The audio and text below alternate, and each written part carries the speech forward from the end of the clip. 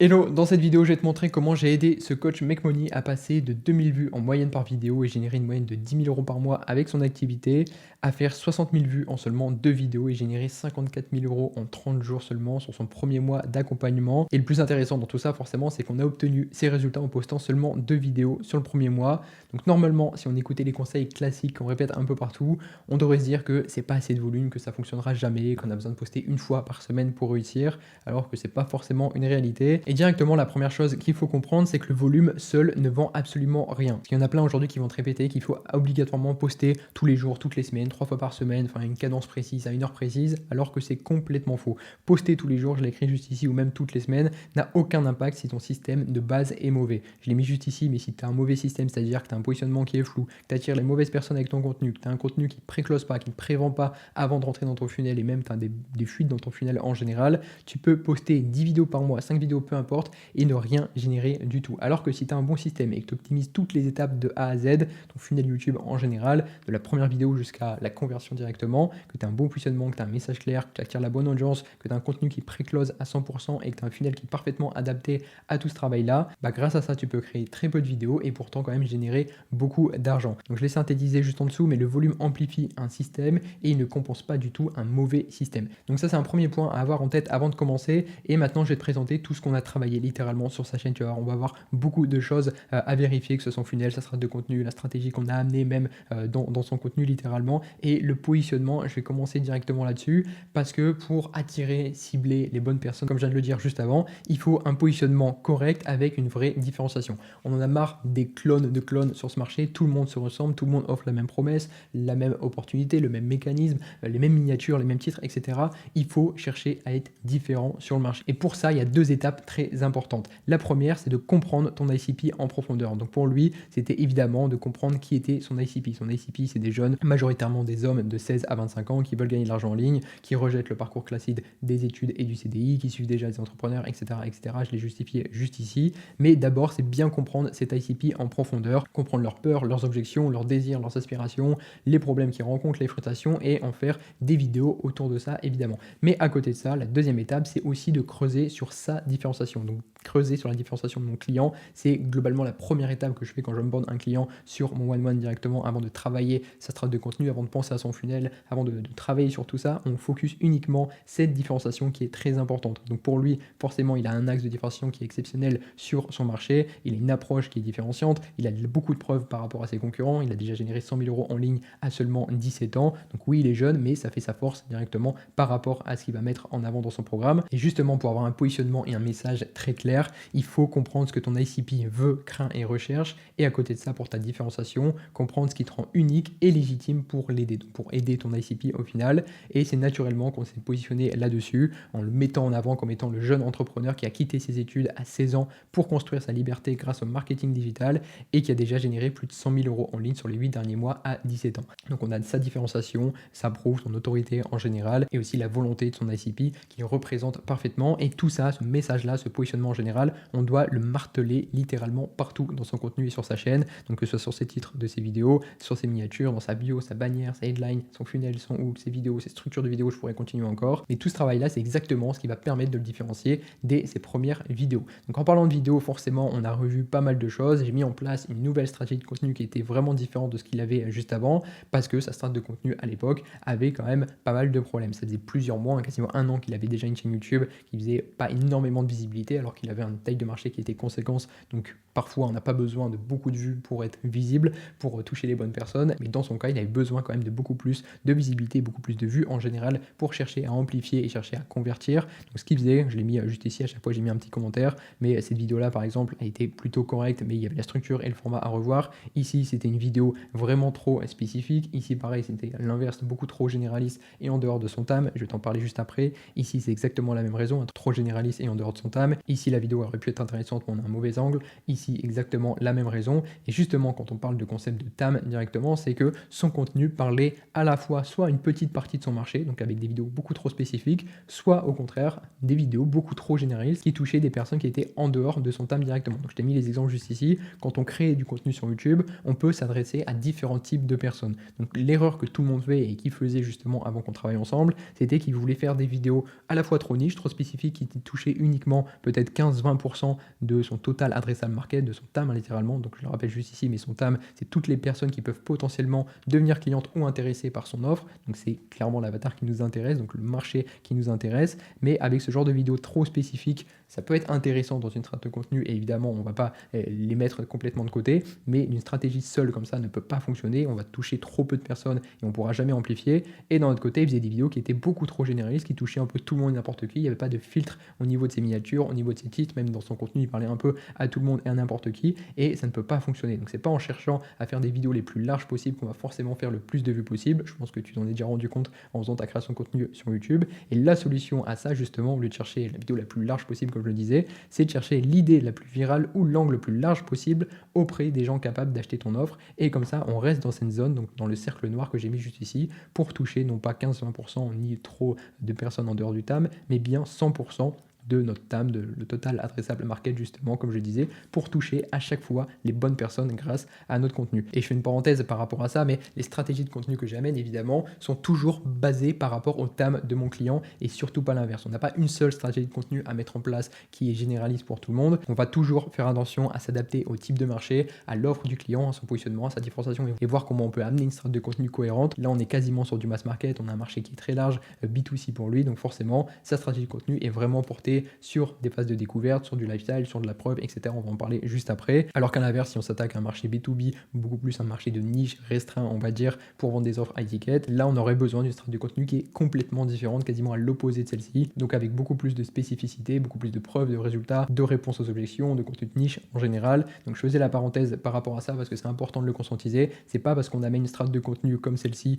ou comme ce que je vais te présenter juste après que forcément c'est une stratégie de contenu parfaite, idéale, qu'on doit adapter sur chaque marché. Absolument pas. Chaque chaîne YouTube, chaque client finalement a une opportunité, une stratégie de contenu différente qui est liée à son offre, à son marché, à son avatar, à sa différenciation, à son expérience, etc., etc. Et du coup, pour revenir sur la stratégie de contenu qu'on a mis en place juste ici, on devait corriger ces grosses erreurs entre guillemets qui étaient mises en avant. Donc le premier problème, c'était que son contenu ne mettait pas vraiment en valeur ce qui le différenciait vraiment. C'était dommage, hein, sa différenciation, je le rappelle, mais c'était son âge, ses résultats, son lifestyle, son histoire, ses croyances. Ça faisait vraiment partie de sa différenciation qui était impactante pour son avatar. Et le deuxième vrai problème, c'est qu'il avait une mauvaise approche en général sur son contenu, mais aussi sur ses angles, sur ses packaging en général. Donc il fallait revoir avec un peu moins de bullshit, un peu moins de promesses, on va dire, vendeur de rêve sur ses titres, sur sa structure de vidéo et même à l'intérieur de ses vidéos, avec beaucoup plus de concret, plus de show long tail, donc plus de résultats pour apporter plus de confiance, même dans des contenus lifestyle. C'est ce qu'on va voir juste après, comment on déguise certains contenus lifestyle qui sont là pour de la découverte, pour quand même apporter de la confiance et pour quand même convertir, améliorer le discours aussi qui était assez familier, c'est un commentaire que j'avais fait, et structurer des vidéos autrement pour amener une structure qui était beaucoup plus clean pour apporter plus de confiance et revoir surtout les packaging qui étaient vraiment un point à améliorer en général. Donc forcément à ce niveau-là, la prise de décision n'était pas juste il faut poster plus pour aller chercher plus de volume et plus d'amplification, absolument pas, et c'est pas du tout ce qu'on a fait. Il fallait au contraire construire des vidéos qui correspondent vraiment à ce que son audience recherche et consomme déjà sur YouTube. Et ça c'est un point très important.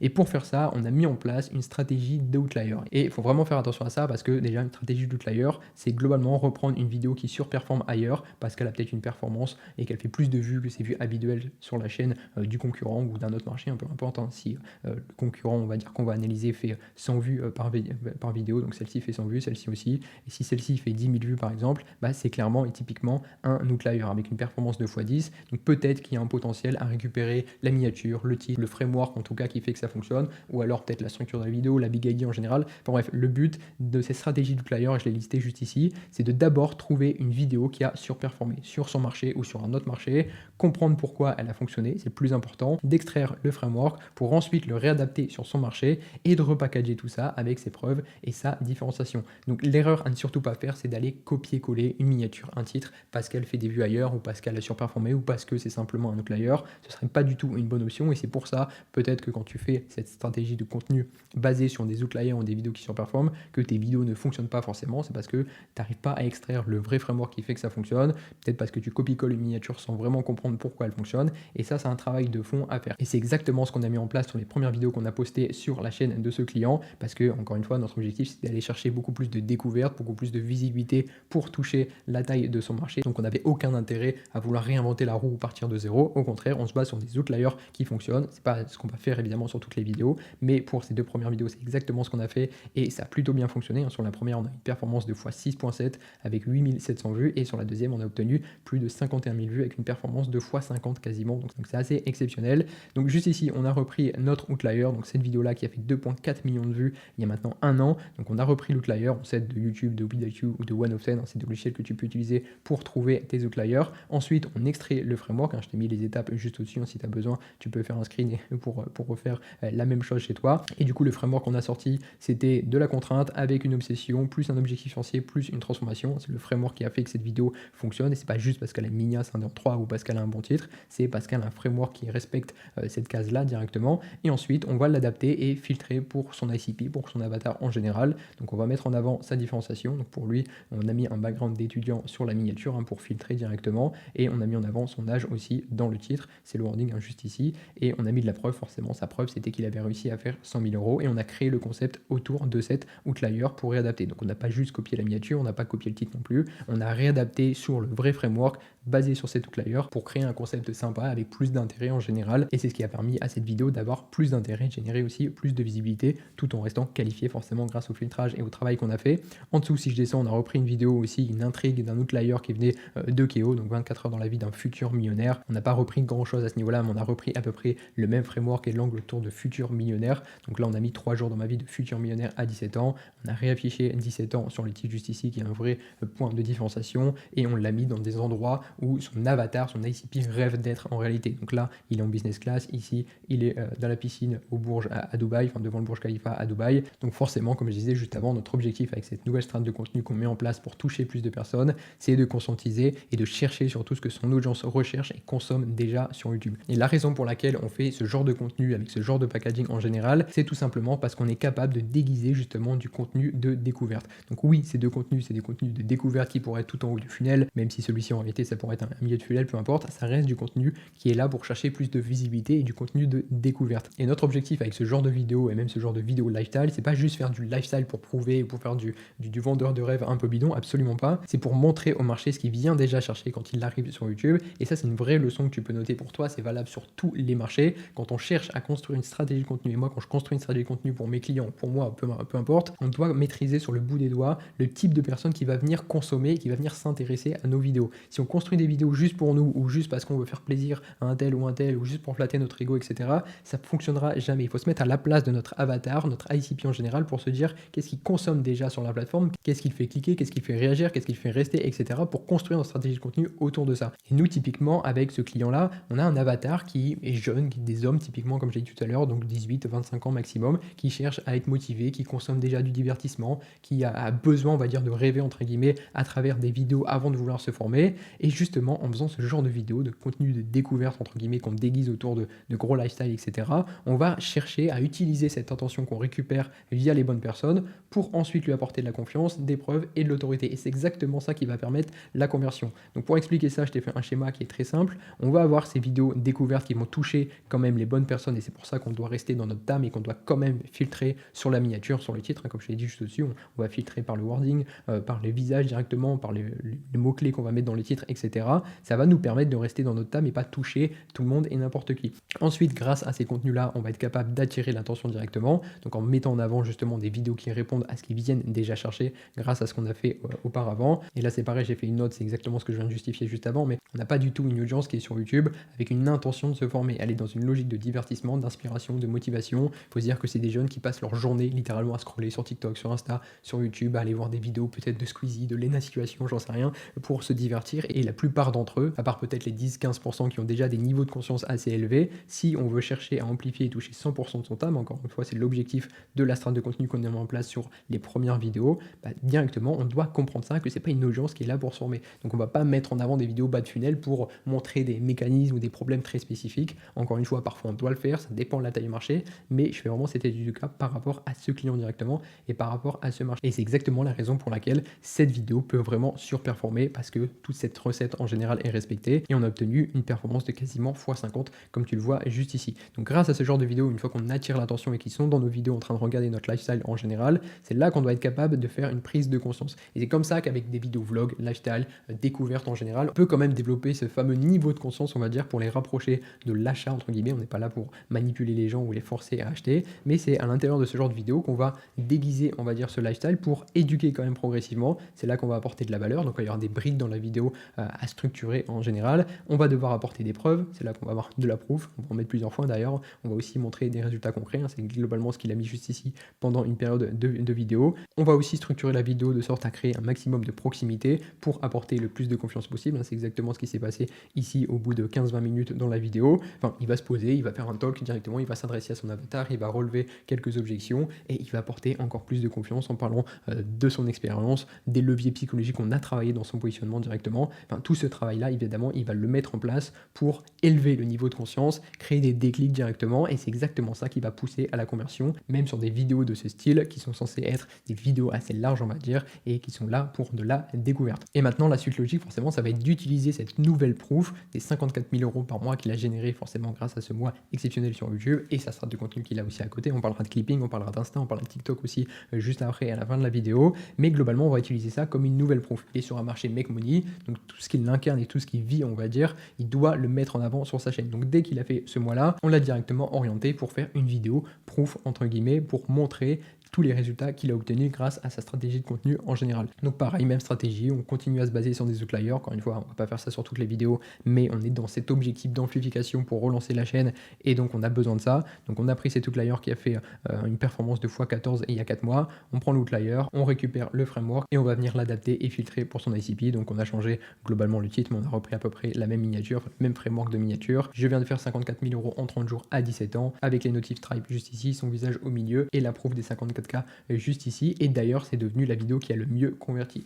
Et ça, on peut s'en apercevoir grâce à un tracking YouTube qu'on met en place et que je mets en place pour tous les clients que j'accompagne sur YouTube. On doit tout traquer de A à Z. Tous les liens qui viennent d'Instagram vers YouTube, de YouTube vers Instagram, de YouTube qui redirige vers un funnel, peu importe, on doit tout traquer de A à Z pour comprendre le trafic qui vient en organique et itérer dessus. Et d'ailleurs, il y a une chose que je peux te prouver littéralement par rapport à ce que je t'ai dit au début de la vidéo, c'est qu'on n'a pas forcément besoin de beaucoup de volume pour convertir. Et je peux te le prouver juste ici, parce que là, clairement, j'ai filtré entre le 1er juin et le 15 juin 2026, donc c'est littéralement aujourd'hui. Pour le trafic qui vient uniquement de YouTube, on continue à récupérer sur la chaîne 1524 leads au total. J'ai caché évidemment le cash collecté, ça regarde que mon client et moi directement, mais sur cette vidéo-là, qui a été postée, je le rappelle, le 22 février 2026, donc il y a 112 jours littéralement, et comme tu le vois, il a pu collecter, encore une fois, sur les 15 derniers jours, 2763 € et récupérer 119 formulaires avec 841 clics sur sa vidéo. Donc évidemment, sa vidéo tourne encore, c'est une vidéo qui n'a pas fait énormément de vues, enfin elle a fait 20 000 vues, c'est quand même plutôt intéressant. Ça lui a rapporté quand même énormément de leads, comme tu le vois juste ici, 157 leads sur la période du 1er au 15 juin. Et le pire dans tout ça, c'est que ce nouveau tracking qu'on a mis en place est apparu à partir de 7 juin. Donc on n'a pas pu traquer toute cette partie-là, donc du 1er au 6 juin, ça se trouve, il y a eu des ventes, mais on n'a pas pu le traquer juste ici. On a eu un creux forcément pendant un mois parce qu'il n'avait pas traqué sur ce logiciel juste avant, on utilisait un autre logiciel.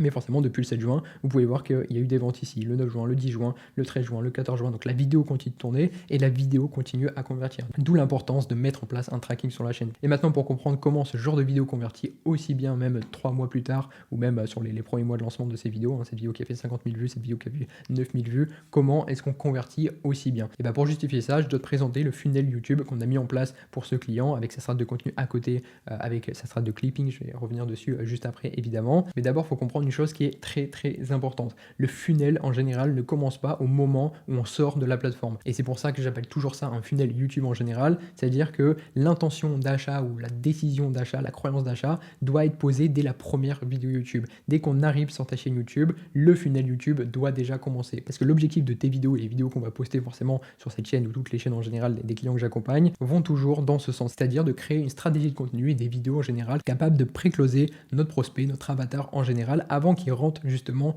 dans ce funnel en dehors de YouTube. Donc pour ça, on l'a vu juste avant, il faut être capable d'attirer le bon ICP en respectant ce concept de TAM que j'ai justifié juste avant, d'avoir un bon positionnement et une belle différenciation, d'être capable de construire de la confiance, d'être capable de correctement structurer tes vidéos à travers ton mécanisme, ce que tu vends, l'implémentation, etc., etc., et d'être capable de rediriger finalement cette attention vers un funnel en dehors de YouTube, funnel call, funnel VSL, funnel communauté, peu importe, tu fais ce que tu veux. Là, pour ce cas-là, on a utilisé un funnel VSL.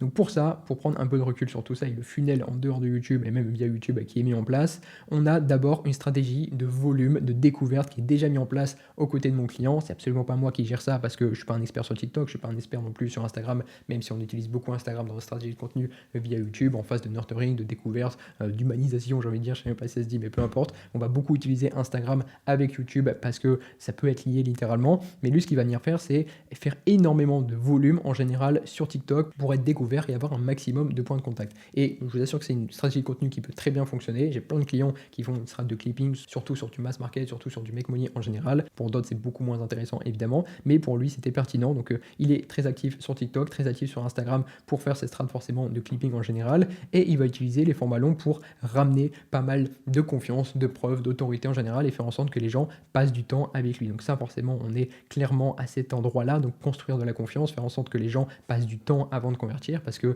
strat de clipping seule ou une strat de contenu Instagram seule avec du format short ne peut pas être aussi impactante qu'avec une strat de contenu dans laquelle on va intégrer YouTube et surtout du format long comme ici. Et là, à partir du moment où on fait rentrer les personnes, donc soit de TikTok vers Instagram et de Instagram vers le funnel directement ou Instagram vers YouTube, on va commencer à construire de la confiance et là, on va être capable de rediriger l'intention. Donc pour ça, on va mettre des appels à l'action dans les vidéos et ici dans sa description, on va avoir 3 liens, 3 redirections en général. Le premier, c'est vers sa VSL. Le deuxième, c'est pour créer un peu plus de proximité. Donc pour ça, on va voir sa page Instagram directement. Et ensuite, un troisième lien pour mettre en avant encore plus de proof de résultats clients en général parce que son marché en a besoin forcément pour montrer qu'il a vraiment des résultats avec ses clients et que c'est pas juste un vendeur de rêve ou je ne sais quoi. Et ce qui va être intéressant ici, c'est qu'on va pas juste mettre un seul appel à action vers un funnel VSL, un funnel call ou peu importe. Mettre un lien Instagram dans une description, c'est obligatoire aujourd'hui parce que certaines personnes, notamment sur ce marché, mais sur beaucoup de marchés, ont besoin d'aller vérifier l'humain derrière la chaîne YouTube. Il manque un peu ce côté proximité sur YouTube, c'est un fait. Sur Instagram, on va dire qu'on a besoin de YouTube pour apporter de la confiance et sur YouTube, indirectement, on a besoin d'Instagram pour ajouter un côté humain, entre guillemets, avoir un peu plus de proximité.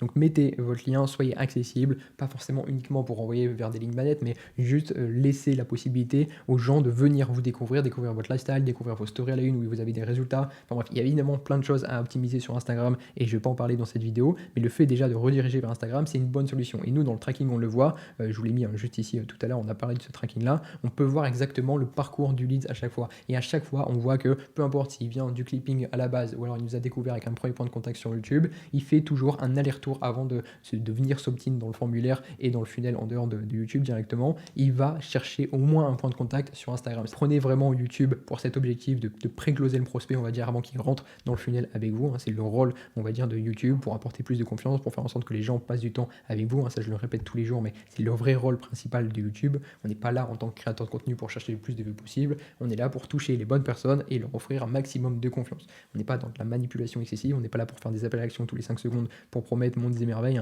absolument pas. Mais on est là pour construire de la confiance. Et ce qui manque forcément à ça, comme je l'ai dit juste ici, c'est cette proximité que peut offrir Instagram et il faut en profiter et parfois rediriger naturellement vers Instagram si ça peut être une suite logique. Ensuite, une fois qu'on clique forcément sur ce premier lien, un lien principal qui redirige vers son funnel en dehors de YouTube, on arrive sur sa page de vente, donc un funnel VSL littéralement. Et je vais te montrer rapidement à quoi ressemble cette page de vente finalement. On va avoir sa headline tout en haut avec un sous-titre, sa vidéo VSL qui va venir confirmer tout le travail qu'on a fait en préalable sur YouTube évidemment. Encore une fois, il faut limiter toutes les frictions possibles. On n'est pas là pour revendre du rêve par derrière. On est là pour confirmer sa différenciation, reconfirmer encore un peu plus de proof, répondre aux dernières objections qu'on pourrait avoir et auxquelles on n'a pas répondu sur YouTube directement. Et en dessous, on a directement un maximum de proof d'autorité avec des témoignages, des screens, des vidéos qui peuvent être retournées, etc. Et entre les deux, forcément, on a le petit bouton pousse-tu maintenant qui nous permet de s'opt-in et de filtrer, entre guillemets. Encore une fois, ce travail-là de funnel en général en dehors YouTube, c'est simplement pour récupérer toute la demande qui vient de YouTube. Donc tout ce travail-là en général doit déjà être fait sur YouTube. Donc le funnel doit être là pour récupérer de la demande uniquement et de filtrer pour avoir uniquement les bonnes personnes à la fin du funnel avant l'achat finalement. Donc là, il va poser quelques questions, savoir la situation du client, récupérer l'opt-in, le mail, le numéro de téléphone, etc., etc. Je vais pas aller jusqu'au bout. Et juste après, par contre, il y a une chose qui est obligatoire à mettre en place, c'est une page de confirmation. Donc ta candidature a bien été reçue, on va venir confirmer, on va le recontacter sur WhatsApp dans les 15 minutes maximum, avec ses équipes, ses setters qui sont mis en place exactement pour cette raison-là. Ensuite, on offre une vidéo supplémentaire à consommer très rapidement et on va venir débunk les dernières objections. Donc à qui s'adresse la CA, on montre carrément le prix juste ici, y a-t-il une garantie de résultat, y a-t-il un coaching inclus, à quel rythme plus avancé dans le programme. C'est toutes les objections qu'il a pu déjà analyser via ses précédents clients et qu'il peut rejeter sur cette page de confirmation pour, encore une fois, enlever le maximum de friction.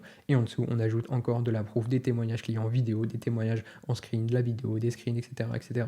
Et on redirige aussi vers une dernière ressource, c'est très important. Donc voilà un peu le funnel YouTube qu'on a mis en place pour ce client qui a permis à faire suite logique, on va dire, avec la strate de contenu qu'on a présenté juste avant. Donc maintenant, l'objectif, forcément, c'est d'aller viser le double, aller chercher à scaler, entre guillemets, aux 100 000 euros par mois. Forcément, je pourrais te mentir et te dire que ce système est parfait, mais il ne l'est pas. On a réussi à générer de très bons résultats, comme je l'ai mis juste ici, avec très peu de vidéos, mais il existe deux gros problèmes. Parce qu'en réalité, le premier vrai problème de cette strate de contenu, et c'est un peu ce qui se cache sur ce que je t'ai dit au début, c'est l'output qu'on récupère. On publie pas du tout assez de contenu. Et ça, faut le conscientiser parce que chaque vidéo non publiée devient une opportunité perdue, surtout quand on a déjà une strate de contenu qui fonctionne avec des premiers résultats. On doit itérer beaucoup plus rapidement. Malheureusement, c'est pas possible pour le cas de mon client. Il n'y a pas cette possibilité de production. Il y a pas mal de problèmes, le pauvre, avec ses monteurs, avec au niveau de sa production, etc. Donc, il n'a pas pu publier autant de fois qu'il voulait. Donc, forcément, c'est ce qui nous a fait freiner les résultats qu'on aurait pu avoir sur les prochaines semaines. Évidemment qu'on va revenir avec une strate de contenu en béton et on va pouvoir optimiser ça dans les prochaines semaines, dans les prochains mois pour aller 3 fois plus loin.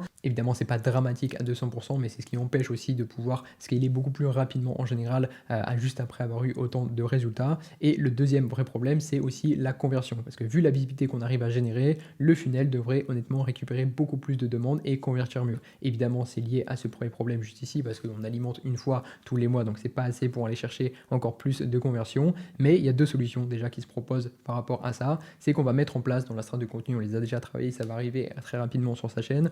On va créer beaucoup plus de vidéos milieu de funnel et bas de funnel en général pour alimenter ces vidéos tofu finalement, donc ces vidéos de découverte, même si on les structure différemment comme tu l'auras compris, mais dans un objectif d'augmenter la confiance, l'autorité et la proof pour convertir entre guillemets et convaincre tout le trafic tiède qui existe déjà, qu'on a pu récupérer depuis 2-3 mois sur la chaîne YouTube, qui tourne encore et qui consomme encore les contenus. Et la deuxième solution finalement, ça va être de structurer différemment les prochains contenus lifestyle en prenant en compte les nouveaux piliers de vidéos qui vont arriver et créer un peu plus de redirection en général. Donc peut-être que je vous ferai un update dans les 3 prochains mois sur cette chaîne YouTube pour vous montrer les nouveaux résultats qu'on va pouvoir avoir si le client arrive à régler ses problèmes de production en général et qu'on arrive finalement à envoyer un peu plus de volume. En tout cas, j'espère vraiment que cette vidéo vous aura aidé. Si vous voulez qu'on aille plus loin, vous savez où me trouver, hein, les liens sont dans la description. Si vous voulez qu'on travaille ensemble, si vous avez une question, vous pouvez me la poser sur Instagram. Et sinon, si vous avez encore quelques minutes devant vous, vous pouvez aller consommer cette vidéo qui va s'afficher autour de moi, qui va certainement vous intéresser. Et sinon, je vous laisse là-dessus. Je vous souhaite une bonne journée, une bonne soirée, peu importe. Ciao.